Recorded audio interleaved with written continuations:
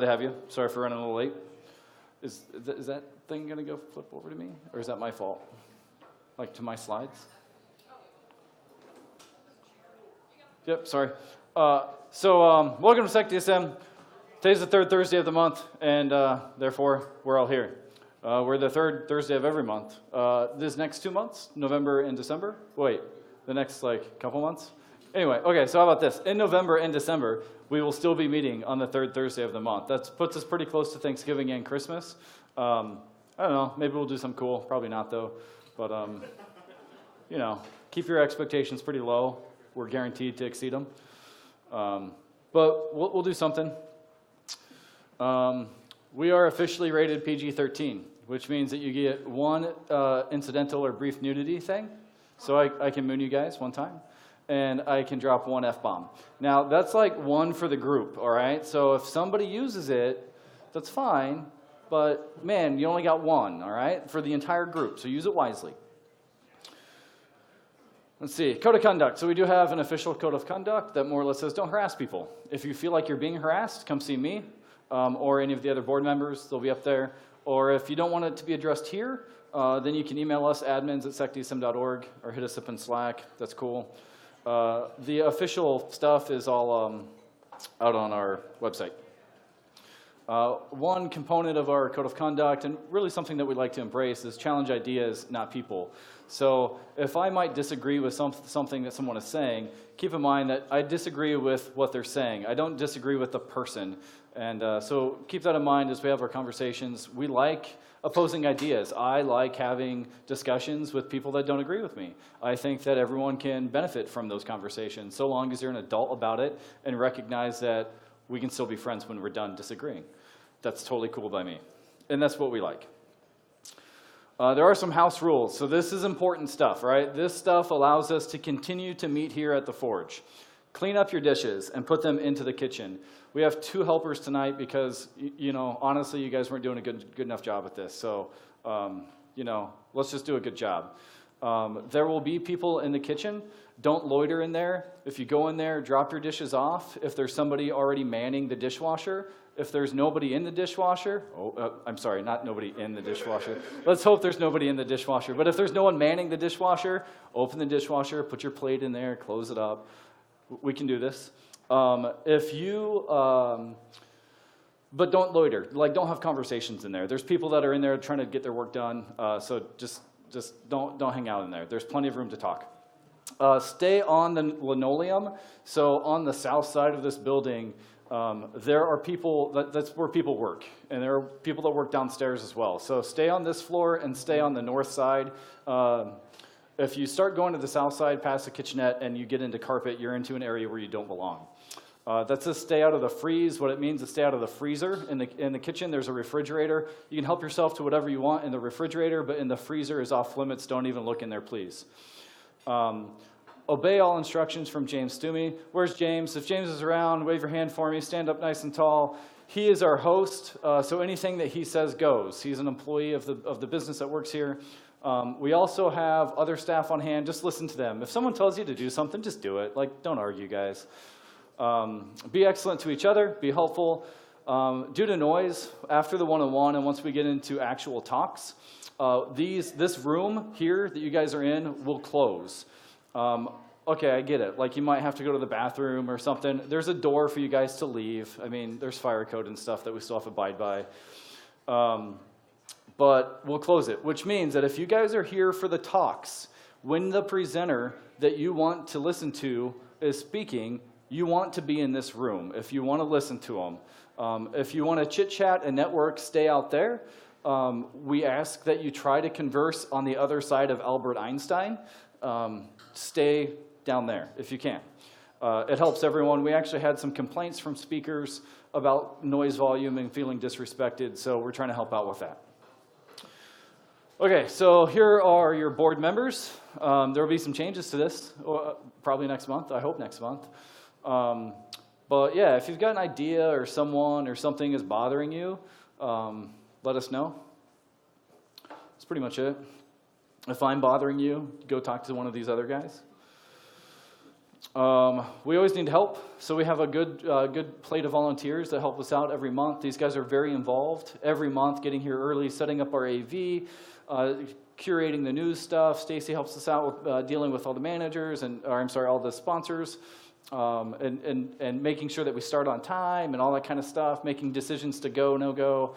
We're always looking for help. The biggest way that you can help is by presenting. Every month, guys, and this is like heart-to-heart time, right? Like me to 100 people. We need speakers. It's our biggest challenge every month. We're lucky enough to have October booked up already, which is really rare. It never happens.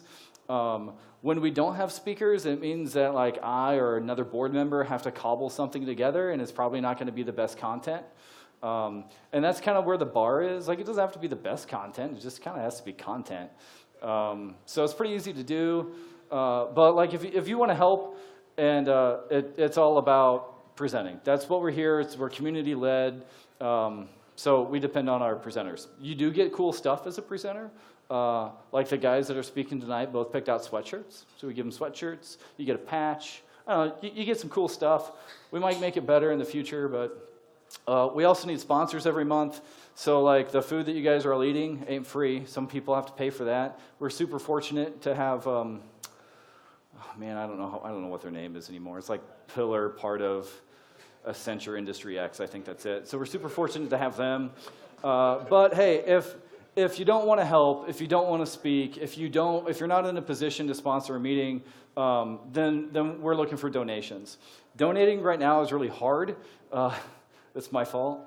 So I'm going to make that a little bit easier. We're going to introduce some new donation and sponsorship opportunities for our individual members next month. And so keep an eye out on that. I know, like, I don't know, who all listens to Iowa Public Radio? I do, right? So they were just doing their membership drive. It ends tomorrow. So we might like take a recipe out of that book, actually. It'll be kind of cool. I'm excited about it. It just means a whole lot of coding for me that I've never done, though. All right, so transparency report. So this is kind of like who paid for what, where does this, like, how does this stuff happen? So the space is provided by Pillar Technology, now part of Accenture Industry X. I nailed it earlier. And so they're super gracious, or we're super gracious to have them host us, and they provide all the beer that's on tap and all the drinks. Our sponsor is McAfee, so they've got some pretty awesome swag. So go over, check those guys out, talk to them. Without our sponsors, this stuff doesn't happen. And I'll have Aaron come up and speak to our financials. Aaron's our treasurer. And we call him Teacup because his last name's hard to say. Don't hold it by the... Hello. So yes, my last name is hard to say. If you haven't met me, I'm Aaron. My last name is actually pronounced Teakip, but Teacup is easier to remember, so we roll with it. All right, so financial transparency. Let's get on topic. We had, for last month, the meeting, $400 go out the door for food. We bought $50.10 worth of T-shirts, I believe, for speakers. Yep, for speakers.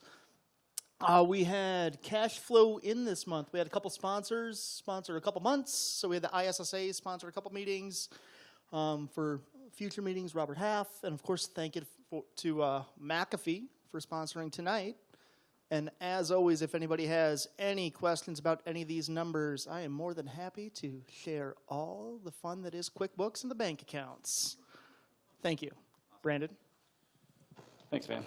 So one thing that we like to practice is kind of like extreme transparency. So like we're super proud to be able to show up more or less every transaction that shows up in our bank account. Like we feel like if this money's not being spent to the benefit of the group, then we don't want to spend that money. And I expect you guys to hold us accountable for that. So if you see something up here that you're like, red flag, call us out on it. I want to have that conversation. Cool. So our AV, who's watched one of our YouTube or Twitch videos, right? Like I think we're up to like 2,200 views on YouTube across all of our videos. So it's pretty cool.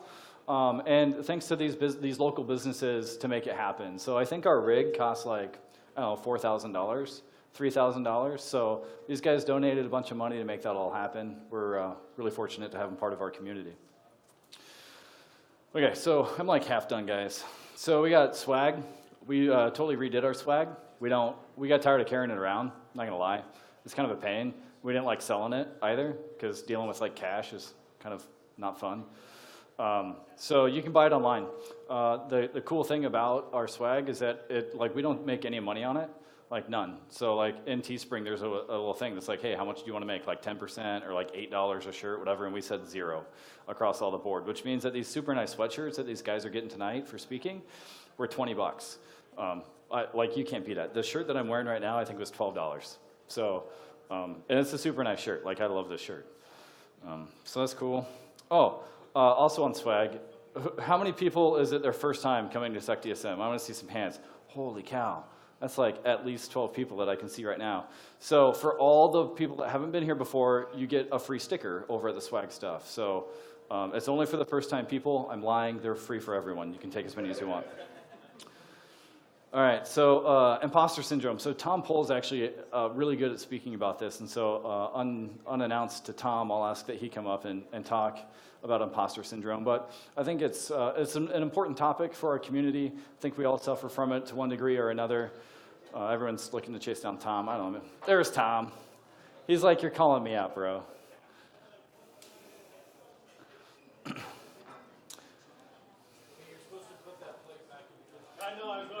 Yeah.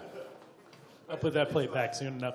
No, imposter syndrome. I mean, basically, you know, if you've been in InfoSec, if you're just getting into InfoSec, you always, feel like, I don't really know anything, right? So even if you've been in the industry for years, you're like, I feel like I don't, I'm faking my way through my career. And, I have that feeling myself. And if I've got that, I know other people have got to have it. So just know that everyone here is approachable. Everyone here has been where you're at. And I guarantee you everyone can learn something from anybody else or everybody else, right? So, just make sure that, we're all, there's no dumb questions. Only dumb people? Whatever. Huh? I'm a dumb guy, so just saying. But anyway, so, yeah, no, this is, it's good. This is a ego-free zone, right? And everybody's approachable, so. Cool. Thanks, Sam. All right, cool. All right, so Slack. Oh man, I didn't do the count. I failed to update this slide. So SecDSM meets every month, but there's a whole community of people that chit chat all month long, all day long, in the wee hours of the morning about InfoSec stuff or other things, or trying to sell like cool stuff. I don't know. There's lots of stuff going on in our Slack, more than I can keep up with. So last month we had 440. I know that we're over 450 now, so there's a growing community of us out there on Slack. So some upcoming events. There's a lot going on. There's a lot of local stuff going on, which I thought was pretty cool. So the Iowa Technology Summit that's put on by Technology Association of Iowa, October 1st and 2nd. I've got something cool about that coming up in a little bit. Secure Iowa Conference put on by the local ISSA chapter, October 9th. Then we got CentralCon, which is a high school, middle school and high school student focused conference. So I want to deep dive, and then hey, I almost forgot. B-Sides Iowa, April 13th. We're starting to kick off all the planning for that, so look forward to that.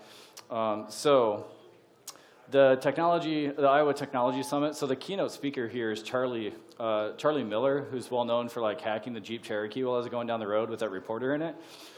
So it's pretty cool. Through a lot of hard work from guys at Dwala and TIA, we actually have some extra tickets to this conference. Like they gave SecDSM tickets. They actually gave us like $2,000 worth of tickets, and we're going to give some away tonight. So if you email this ITS, it's kind of like it's, but it's ITS, _ giveaway at secdsm.org, you'll be put into a drawing tonight, and we'll draw some winners. So this is a $200 ticket. So if you can't go on, so October 1st is like a networking event, and then October 2nd is when the actual conference is. So if you can't get away on October 2nd, please don't put your name into the drawing. But yeah, it's a pretty good lineup. They actually have like a whole security track. So this is pretty cool. Yeah, I was really excited when they told us that we can get some tickets. And the next one that we wanted to focus on was CentralCon, so I'll ask Sam to come up here and talk about CentralCon. Hello, everyone. My name is Sam Oppel. I teach at the cybersecurity program for Central Campus, which is just down the block here. I'm teaching DMAC cybersecurity courses to high school students, and a while back, I saw a need for young people to have something for them to go to get excited about cybersecurity. And I saw a need, especially for an event that you didn't have to come prepared for. So there's already events out there where you have to be in a team or a club or something and get prepared and compete in a cybersecurity-ish setting. But there's nothing out there that you can just show up and learn and not know what the heck you're doing and just come and learn and have fun. So the intent of CentralCon is to give middle school and high school students an opportunity to learn about cybersecurity, get excited, and so on. And I'm here today to ask for help with that. So I know a lot of you are here to learn and are also interested in the greater good of helping young people. SecDSM does a wonderful job, or did a wonderful job last year, and is going to be this year also putting on a capture the flag for CentralCon, and it's awesome, and we're super grateful for that. We're also looking for presenters, so keynote speakers, and to have different sessions throughout the event. So if someone you know, your business might be interested in sponsoring or helping put on some sessions, that'd be wonderful. Last year we had like a Linux 101 session, authentication sessions, forensics challenge sessions, things of that nature that are very hands-on so that young people can get their hands dirty and, again, get excited about cybersecurity.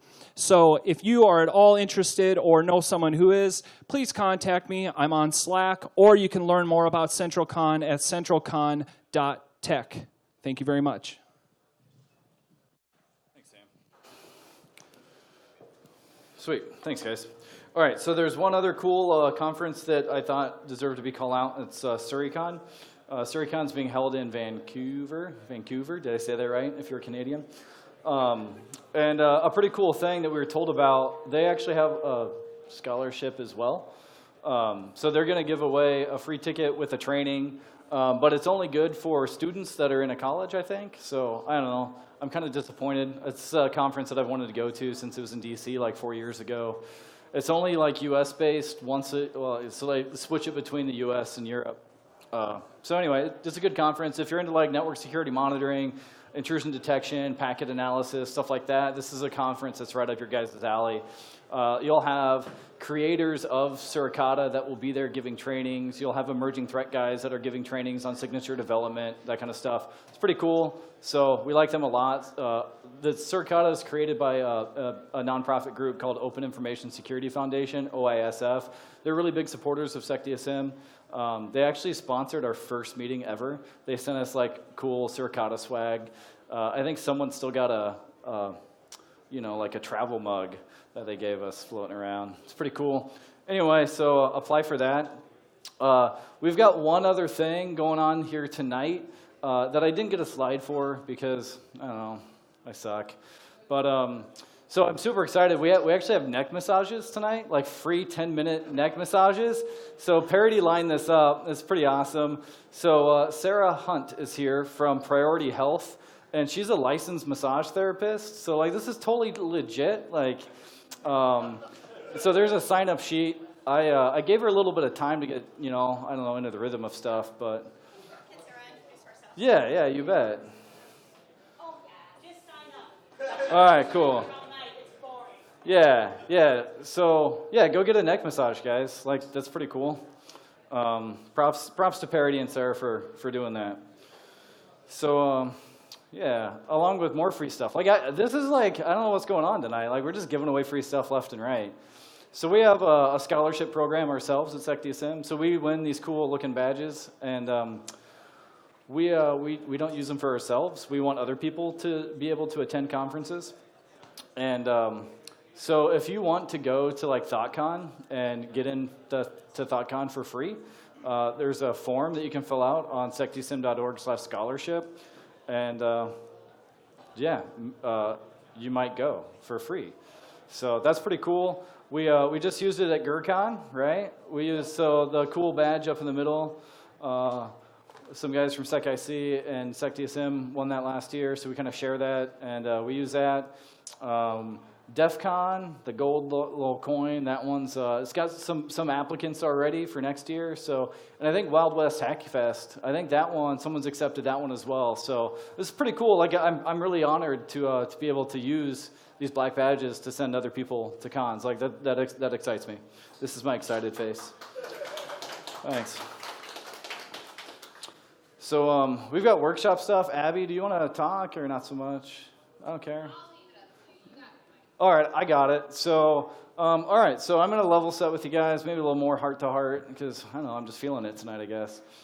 And so we wanted to do workshops. We wanted to do a beta actually yesterday. So the idea was that we'd do a workshop the Wednesday before SecDSM, which allows a pretty cool opportunity, like things start to happen. So there's actually an event put on by Optiv every Wednesday before SecDSM that they meet at Wellman's. And so like do a training, go to Wellman's, hang out, come to SecDSM the next day. It was kind of the idea. So anyway, so we wanted to do one. We had one submission for a workshop, and I don't know, I'll have to find him tonight maybe and kind of talk to him about what happened there. But so yeah, so we need workshops to put them on. Like we need trainers to put on a workshop in order for us to host a workshop, right? So that's what we need. I actually, in light of people giving a workshop, I'm looking for 10 volunteers, actually 9. I got one person in my call for volunteers. So like, hey, you know, we were talking about like how you could help SecDSM. I need 9 people to help me with an effort. It's like a 2 to 3 hour effort, and it's kind of like practicing open source intelligence investigations. Like if you fancy yourself a little online private investigator, come talk to me. I've got some work to do, totally legal, it's fine. Just like minor research on people. So yeah, we need workshops. So, but I'm pretty excited about this. The idea is that we just host workshops and do them really cheap and give guys and gals an opportunity to get some training locally. What else do we have? So this is Ben Schmidt's slide, so I'll let Ben talk. You guys are getting tired of me anyway. I'm getting tired of myself. Thanks. 2 slides, quick. We are going to have board elections next month. So the SecDSM board's pretty active, but we're looking to grow the board a little more. So looking to increase that. So what are we trying to do it for? We need engaged and active board members. It could mean going to get pizza. It could mean organizing a workshop. It could mean any number of things. We good? Okay. Our board terms are for 24 months. We want continuity. We want the board to help drive and meet the vision of SecDSM. We have an application form. It's been up since last meeting. It's going to go down about midnight. So for those who may still want to apply, we ask that you do that between now and midnight. We'll take the form down. We have some applications, but we're open to more. We do want to grow the board.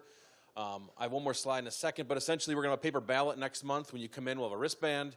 That wristband and your ballot are tied. When your paper ballot's filled out, we'll turn that back in with your wristband to make sure there's integrity in the election. That's important to us. Next slide.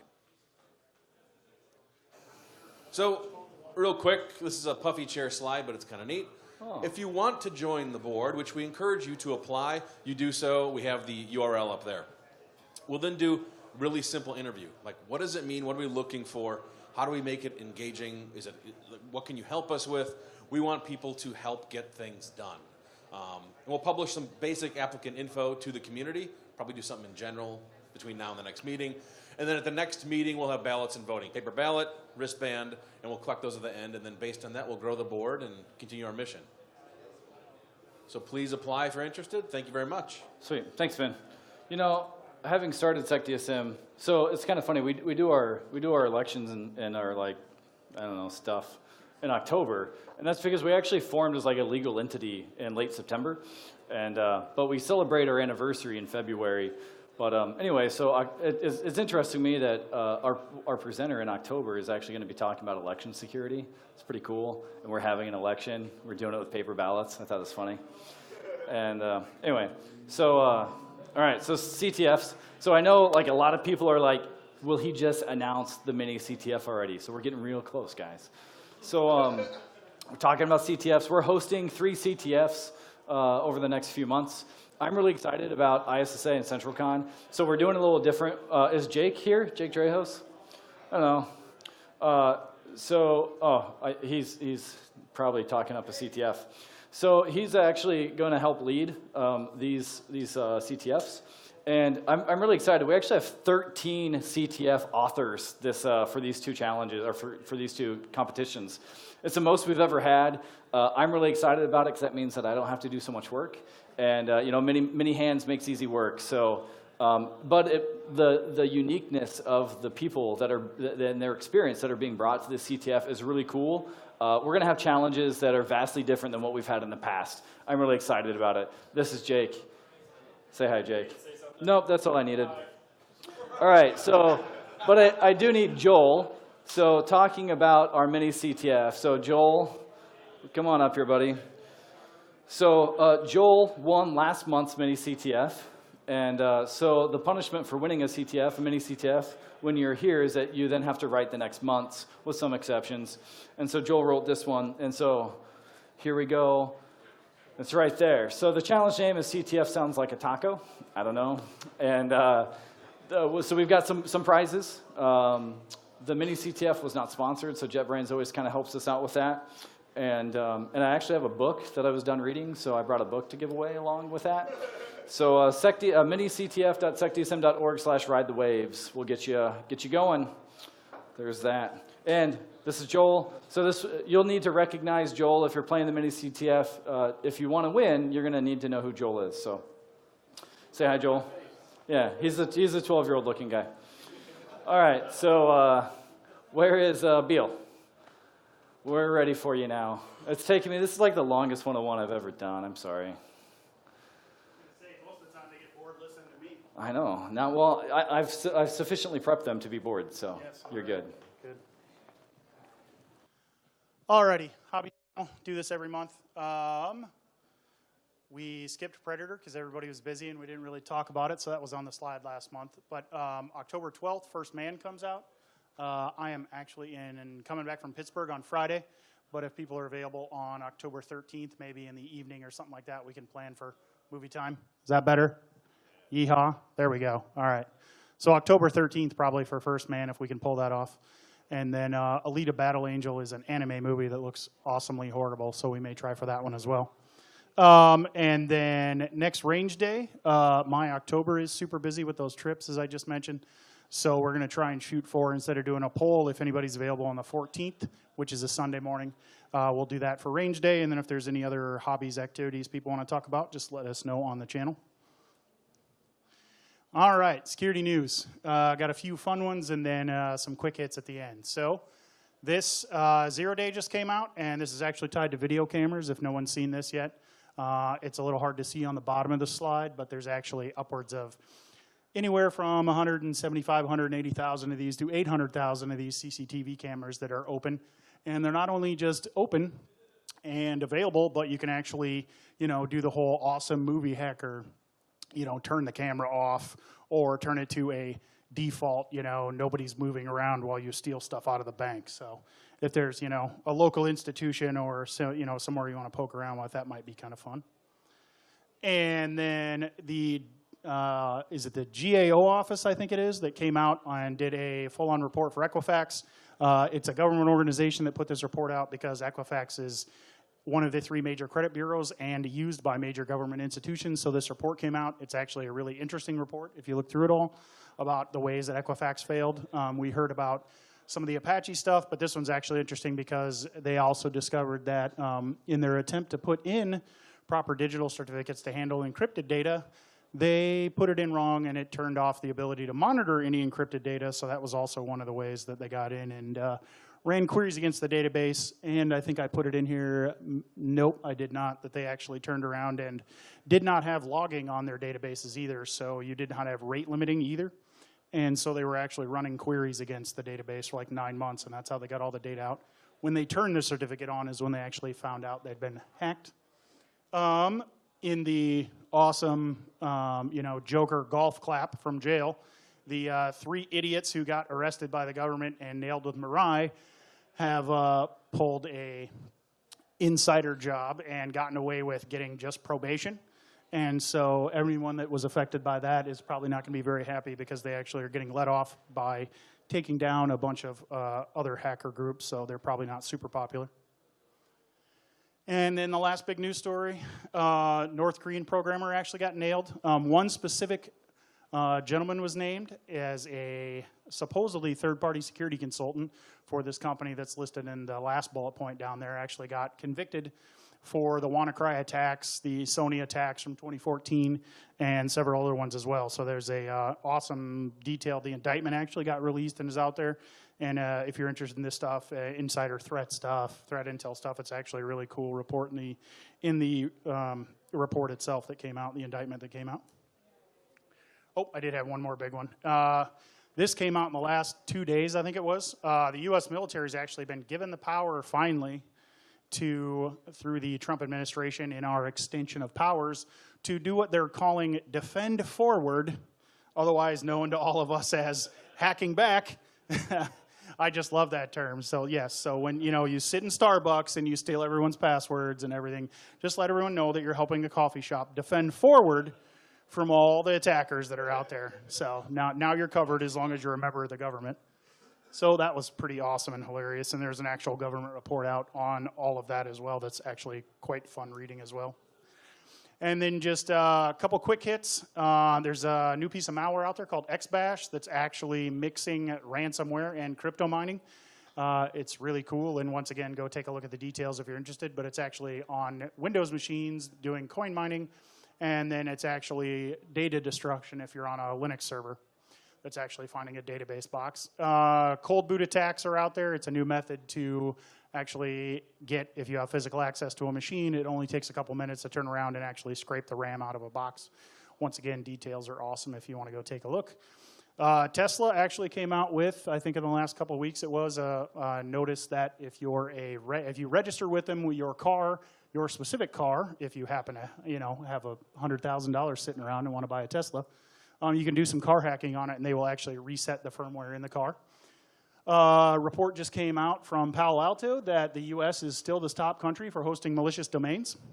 As you would imagine, Russia and China are on there, but we are as well. So hopefully the United States government will take this opportunity to defend forward and continue using those malicious domains to attack people with. And then if you happen to have purchased anything on Newegg, which I'm sure no one in this room has purchased anything from Newegg ever, if you did it in the last month, Brandon's talk from 2 months ago is extremely important because they got hit with the MageCart script as well, which, if you didn't know, ties directly into what Brandon gave a talk about 2 months ago, which is a third-party JavaScript code that was hosted in.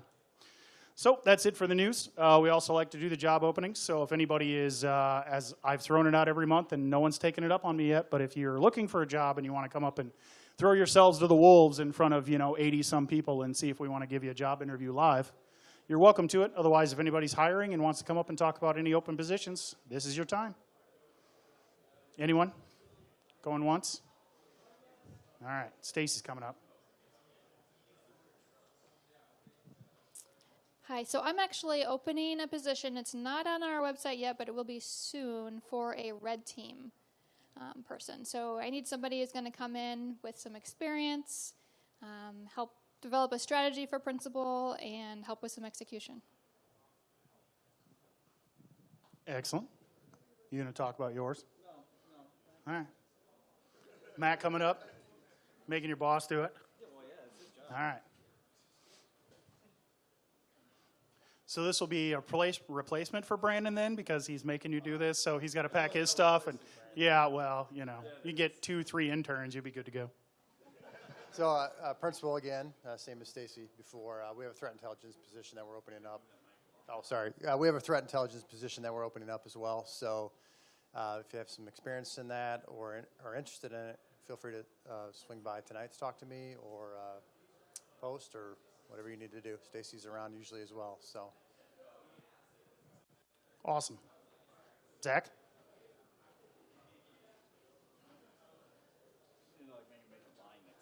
Yes. Everyone queue up. Hey, Zach Zappis with Pro Circular out of Iowa City.